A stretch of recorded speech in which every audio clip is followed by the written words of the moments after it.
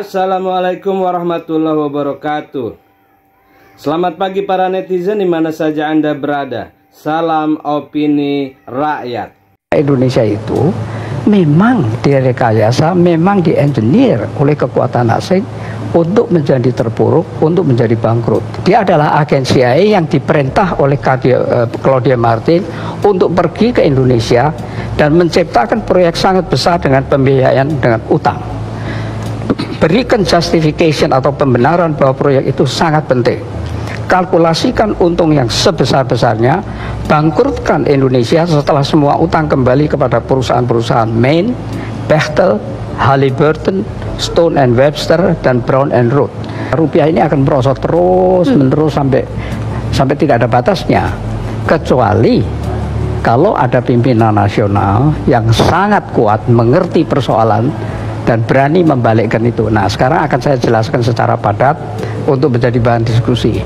Pertama-tama, saya ingin mengadakan perbandingan dengan beberapa negara tetangga. Itu pun saya pilih, bukan ASEAN sembarang, saya pilih saja ya. Per 31 Desember 1970 sampai hari ini, ya, Singapura dolar 19 tahun 70 itu 1 US dollar 3 dolar. Sekarang 1,3, jadi mengalami apresiasi, mengalami penguatan 57%. Malaysia dari 3 dolar menjadi 3,93, mengalami depresiasi 31%. Lalu Thailand dari 21 menjadi 31,86, mengalami depresiasi 52%. Filipina dari 6 peso menjadi 51,9, mengalami depresiasi 756%. Indonesia 363 rupiah per US dollar, sekarang 14.000, mengalami depresiasi 3.757%. Kalau sepanjang 48 tahun seperti ini, mengapa selanjutnya tidak, gitu kan? Nah, kalau menurut pendapat saya selanjutnya akan demikian terus. Oleh karena apa? Oleh karena masalahnya bukan hanya masalah ekonomi, tadi sudah jelas masalah ekonominya.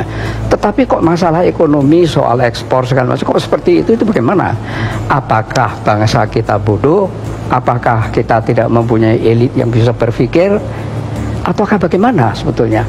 Nah, ini yang sempat saya pelajari, kecuali saya pelajari, saya sangat beruntung bersama-sama dengan yang pernah di pemerintahan, karena selama saya di pemerintahan, apa yang saya pelajari sebelumnya itu saya hadapi sendiri.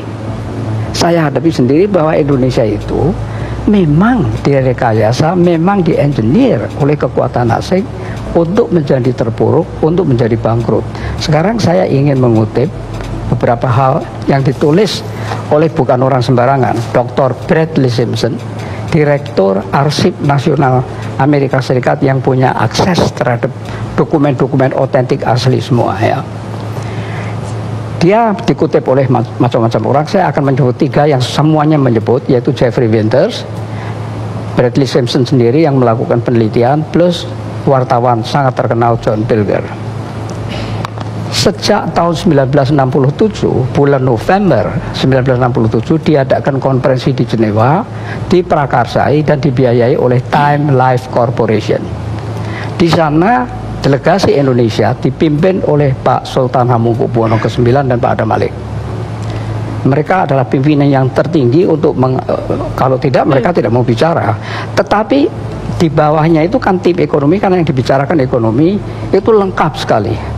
Wijoyo, Didi Sastro, Muhammad Sabti, Subroto, Emerson, semuanya lengkap dan sudah menteri semua. Tetapi counterpartnya tidak ada menterinya.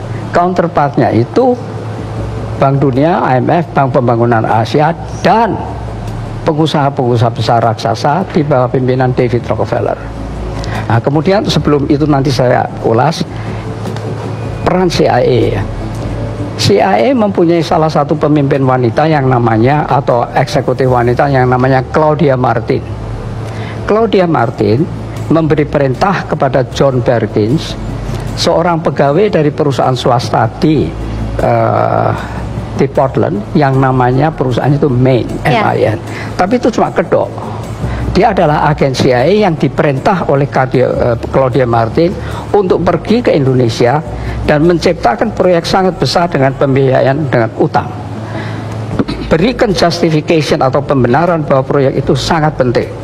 Kalkulasikan untung yang sebesar-besarnya, bangkrutkan Indonesia setelah semua utang kembali kepada perusahaan-perusahaan Main, Bechtel, Halliburton, Stone and Webster, dan Brown and Root. Katakan bahwa proyek ini akan meningkatkan PDB tanpa peduli siapa yang menikmati. Katakan juga bahwa PDB bisa naik oleh satu proyek saja yang besar. Oleh karena definisinya memang demikian. Buat pengusaha yang terkait senang dengan memberikan komisi, imbalan lain, dan kenikmatan-kenikmatan lain, antara lain fallback position.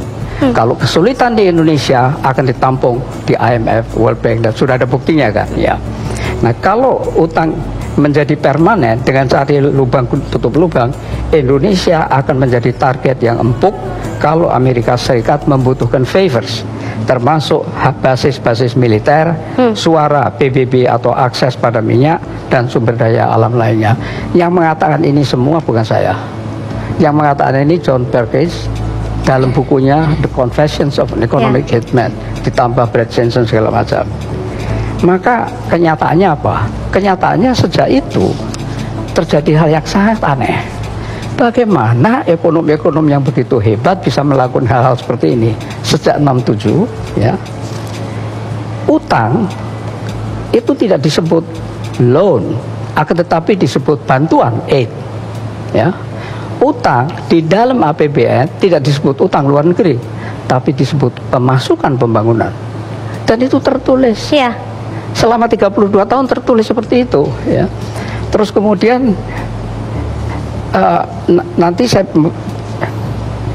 terus dalam konferensi Jenewa November 67 itu sudah semuanya sudah dihabisin. Kita bicara Freeport seolah-olah baru belakangan. Tapi dalam konferensi November 1967 mereka mengatakan dalam 3 hari Indonesia sudah diambil alih oleh 5 kamar industri, jasa, dagang. Tapi yang penting-penting saya kemukakan, ketika itu Freeport sudah mendapat bukit di Papua Barat. Sebuah konsorsium Eropa mendapat nikel di Papua Barat. Alcoa mendapat bagian terbesar dari boksit Indonesia.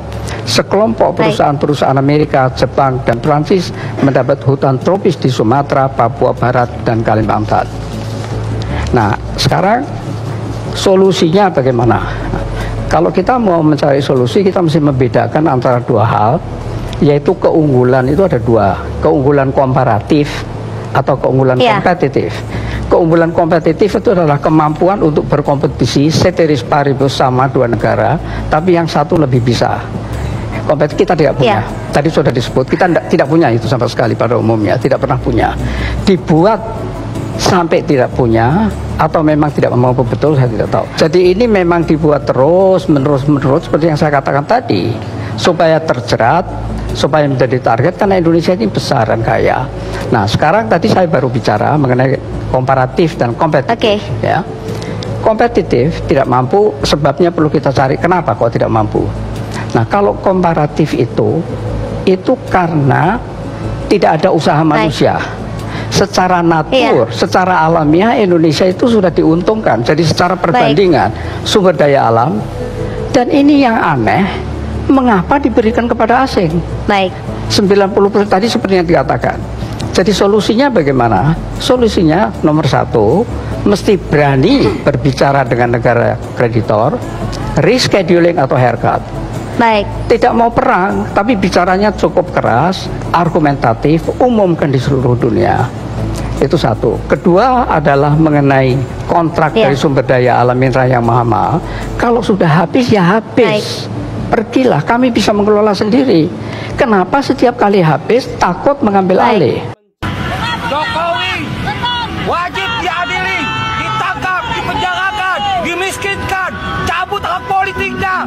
Gara-gara dia semuanya Indonesia jadi gelap. Jokowi bangsat, Jokowi bangsat, bajingan tegak. Jadi kita lanjut ke Mabes Polri. Mudah-mudahan Menteri ATR BPN ini setelah mendapatkan surat cinta memahami apa yang dimaui oleh rakyat.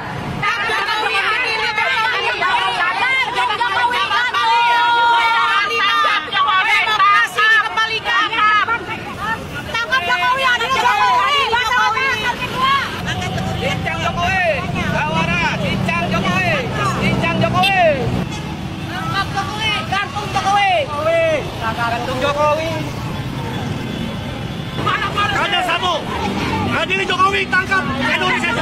Indonesia kami. Tangkap Jokowi. Jangan bela Jokowi. Tangkap Jokowi.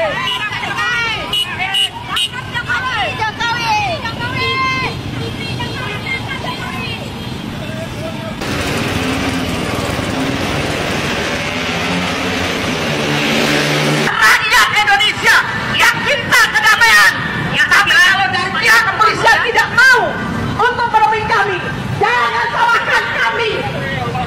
10 tahun pemerintahan mantan Presiden Joko Widodo, boleh dikatakan hubungan kita antara Bapak dengan rakyat ini mengalami pasang surut yang luar biasa. Bukanlah merupakan suatu hal yang bisa kita hindari. Ada polisi tembak polisi, ada polisi tembak siswa, ada polisi tembak ibunya sendiri. Dan ini menurut kami sungguh sangat memalukan. Tetapi lebih daripada itu Bapak, kami merasa Bapak pun di dalam menjalankan tugas kepada rakyat masih condong kepada pemerintahan. Padahal seharusnya Anda cukup mengamankan dan menertibkan. Kami ingin mengatakan, bersyukurlah Anda memegang suatu otoritas untuk memegang seragam Anda, senjata Anda. Tapi tolong jangan gunakan untuk menyakiti hati rakyat. Hari ini Indonesia memanggil Rempang, Banten, Surabaya, Boyolali, hampir seluruh wilayah Indonesia ini terancam karena daerah-daerah tersebut sudah akan segera diambil oleh para oligarki. Jadi hari ini kita suarakan bahwa hari ini kita mengatakan bahwa negara kita harus berdaulat. Berdaulat dalam bidang ekonomi, saudara-saudara. Berdaulat dalam budaya dan juga berdaulat dalam bidang politik.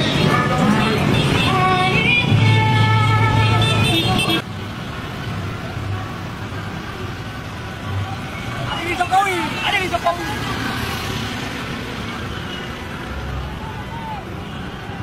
Banyak polisi. Jokowi wajib diadili, ditangkap, dipenjarakan, dimiskinkan, cabut hak politiknya. Gara-gara dia, semuanya Indonesia jadi gelap. Jokowi bangsat, Jokowi bangsat, bagi kata siap.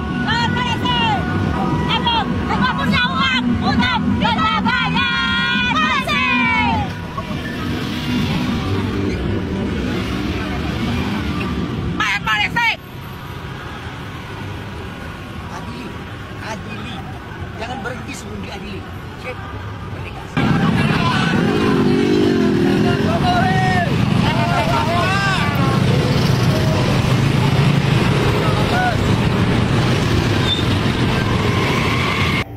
Demikian saudara, apa pendapat Anda silahkan ditulis di kolom komentar.